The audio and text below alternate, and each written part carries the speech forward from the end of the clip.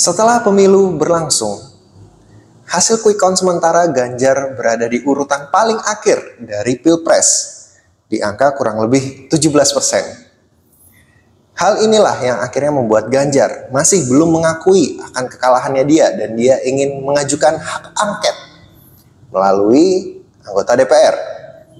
Karena hak angket itu adalah hak politik yang sah-sah saja apabila dilakukan. Tetapi melihat dari apa yang dilakukan Ganjar belum mengakui kemenangan dari Prabowo Gibran, hal inilah yang membuat politik di Indonesia semakin memanas.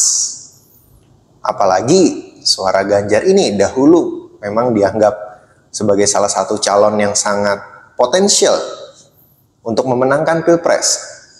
Tetapi dengan adanya berbagai buntut cerita, salah satunya adalah U20 ya teman-teman, yang batal di Indonesia, yang salah satunya disuarakan oleh Ganjar karena menolak waktu itu kedatangan timnas Israel.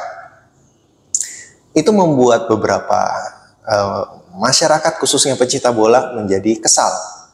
Mungkin kalau waktu itu dia dukung U20, mungkin suaranya akan 20%. Tapi karena dia akhirnya jadi Piala Dunia U17, akhirnya suaranya jadi 17%.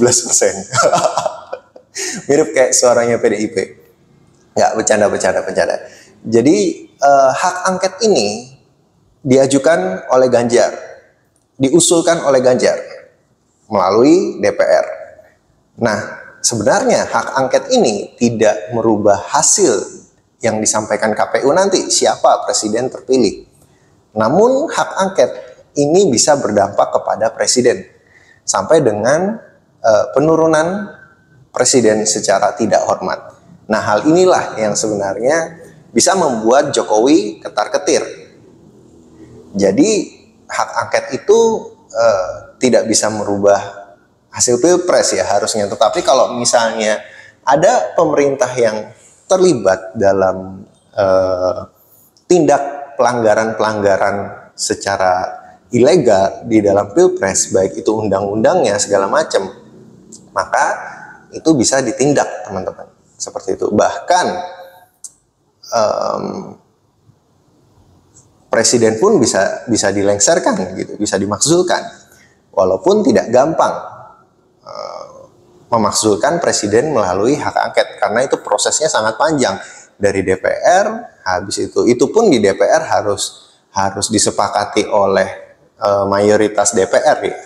Kalau saat ini kalau misalnya mau dibilang koalisi dari Ganjar sendiri itu paling hanya sekitar 25%-an dari koalisi Ganjar, PDIP dan segala macam yang mendukung Ganjar kemarin. Sedangkan kubu Prabowo di DPR itu koalisinya kurang lebih angka 40%-an kayak gitu. Tapi kalau misalnya koalisi pendukung Ganjar digabung dengan koalisi pendukung Anies Baswedan, wah ini di DPR bisa-bisa angkanya kurang lebih 50%-an. Bisa di atas atau bisa mayoritas lebih tinggi daripada koalisinya Prabowo Gibran kalau misalnya digabung. Hal inilah yang akhirnya membuat kubu Prabowo Gibran cukup ketar-ketir juga kalau misalnya hak angket benar-benar dijalankan. Tapi saya yakin di DPR pasti tidak akan solid karena sebagian mendukung, sebagian menolak. Kayak gitu. Dan Pak Ganjar sendiri menyampaikan bahwa hak angket ini diajukan bukan karena saya tidak terima kalahan, tapi ingin buktikan benar atau tidak. Kalau misalnya salah, katakan salah. Kalau benar, katakan benar. Nah, hal ini sebenarnya kalau menurut saya, pandangan saya pribadi sebagai masyarakat, hal ini sebagai suatu ini ya, bisa dibilang sebagai suatu hiburan kayak gitu. Karena kita udah ngelihat ada beberapa berita juga yang pemilu diulang di beberapa daerah dan hasilnya tetap mayoritas Prabowo menang kayak gitu. Nah, menurut saya hal ini dilakukan untuk melihat kecurangan-kecurangan, bahkan kecurangan terkecil sekalipun. Jadi itu kayak kayak sebuah penghiburan ya. Ya walau kalah, jadi walaupun saya kalah, tapi sebenarnya saya tuh dicurangi loh. Nah, jadi biar ada feeling kayak gitu. Jadi biar feeling kalah urutan terakhir, tapi nggak malu-malu banget. Kayak gitu mungkin ya, mungkin. Saya nggak tahu juga, tapi kesannya ketika orang udah kalah, terus mengajukan hak angket, seakan-akan ada feeling atau citra-citra yang ditampilkan, yang ditangkap masyarakat menjadi citra-citra demikian, kayak gitu. Walaupun sebenarnya sah-sah aja sih ngajukan hak angket. Toh dari zaman presiden-presiden sebelumnya itu hak angket juga pernah dilakukan kayak gitu. Dari zamannya Pak Habibie, Pak Mega sampai Bu Mega, Pak SBY juga pernah rasanya sekali kayak gitu. Cuma di zaman Pak Jokowi aja DPR nggak pernah ngajukan hak angket kan kayak gitu. Jadi saya rasa nggak ada masalah sih dengan hak angket, nggak perlu ada yang terlalu ditakutkan juga. Kalau misalnya yakin bahwa berbuat hal yang benar, ya nggak ada masalah kan. Hak angket kan lagian kan juga nanti kan ada diskusi segala macam gitu. Saya rasa hak angket pun nggak akan merubah hasil pemilu ya teman-teman. Karena apa? Karena rentangnya itu terlalu jauh gitu. Suara Prabowo Gibran itu 50% lebih gitu dibandingkan dengan yang lain, itu selisihnya tuh jauh banget gitu. Mungkin yang mereka ingin kejar adalah putaran kedua, mungkin itu ya. Jadi ingin menggembosi suaranya Prabowo Gibran supaya nggak sampai 50%, supaya terjadi 2 kali putaran di pemilu ini. Mungkin seperti itu.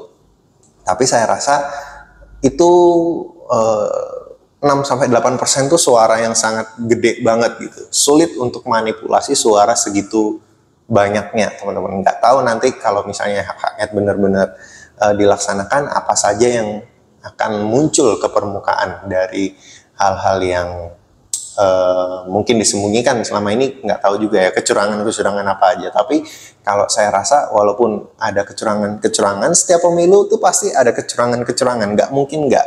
Tapi pasti ada margin errornya kan. Nah, margin errornya ini berapa nih kayak gitu.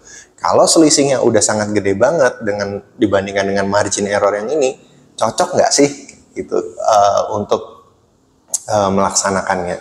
Lagian kalau misalnya hak angket sulit juga, walaupun bisa sampai berakhir ke pemakzulan presiden ya teman-teman. Tapi kan besar banget itu, prosesnya panjang banget dari DPR, mayoritas oke, kalau oke harus ke MK dibalikan lagi ke DPR, nanti ke MPR kayak gitu kan teman-teman. Jadi itu prosesnya panjang banget dan bisa makan waktu berbulan-bulan. Lagian juga Pak Jokowi juga sebentar lagi juga selesai masa jabatannya di Oktober nanti kan kalau nggak salah.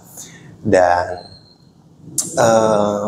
saya rasa ya cukup menghabiskan tenaga sih sebenarnya, cuma hanya untuk membuktikan bahwa saya ini kalah karena dicurangin gitu. Tapi nggak ada masalah juga, it's okay juga.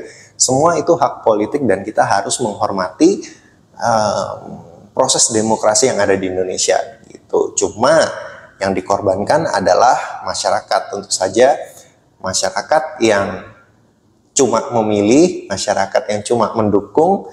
Tapi karena adanya hak angket ini mungkin nanti akan semakin terpecah belah dan suara-suara masyarakat ini nanti akan saling bertabrakan-tabrakan teman-teman. Sehingga mungkin kalau misalnya hak angket ini terus dijalankan, perpolitikan Indonesia mungkin akan semakin memanas untuk beberapa bulan ke depan teman-teman. Sambil menunggu KPU mengeluarkan keputusan final tentang siapa presiden terpilih, walaupun secara hasil quick count kita udah tahu kemungkinan besar Prabowo Gibran. Tapi melihat dari langkah-langkah yang dilakukan Ganjar, kemungkinan Ganjar atau Anies akan mengajukan banding ke MK. Tapi kalau sampai mengajukan banding ke MK dengan selisih segitu jauh, saya rasa itu adalah hal yang percuma ya, kayaknya ya percuma. Karena mau membuktikan suara segede gitu sulit juga ya teman-teman, nggak realistis kalau menurut saya. Kecuali kalau misalnya zamannya Jokowi Prabowo kemarin itu kan selisihnya sedikit tuh, nah itu ke MK, effort ke MK itu worth it banget kayak gitu, harus dicoba kayak gitu karena selisihnya sedikit. Tapi kalau selisihnya gede gini udah kelihatan banget ya gitu. Jadi saya rasa memang harus ada kebesaran hati juga dari masing-masing paslon. Kalau misalnya kalah, ya mungkin it's okay, harus membuktikan segala macam. Kalau misalnya ada kecurangan ya it's okay kayak gitu. Tapi setiap paslon saya merasa harus juga punya jiwa yang besar untuk mengakui kekalahan kayak gitu, dan memberikan selamat kepada yang menang. Jadi supaya perpolitikan di Indonesia juga adem, masyarakatnya juga adem, nggak ikutan tersulut emosi, nggak ikutan tersulut gosip-gosip yang macem-macem gitu. Jadi kalau misalnya suhu politik di Indonesia juga udah mulai stabil, saya yakin juga ekonomi juga mulai baik, investor-investor juga udah mulai yakin lagi pada Indonesia kayak gitu. Jadi semoga semuanya bisa berjalan lancar, apapun itu nanti hasilnya, maupun angket jadi atau nggak jadi, di MK masuk ke MK atau enggak kayak gitu. Saya berdoa supaya Indonesia tetap damai-damai lah kayak gitu. Jadi supaya semua bisa damai-damai, pembangunan tetap berjalan, dan apapun yang dijanjikan oleh presiden terpilih nanti wajib kita awasi dan kita kejar sama-sama ya teman-teman. Oke, mungkin gitu dulu sharing-sharing kita kali ini. Semoga ini bisa menghibur kalian. Kalau kalian punya pendapat lain, opini lain, kalian boleh tuliskan di kolom komentar di bawah. Saya Joshua Hovian, stay healthy and God bless.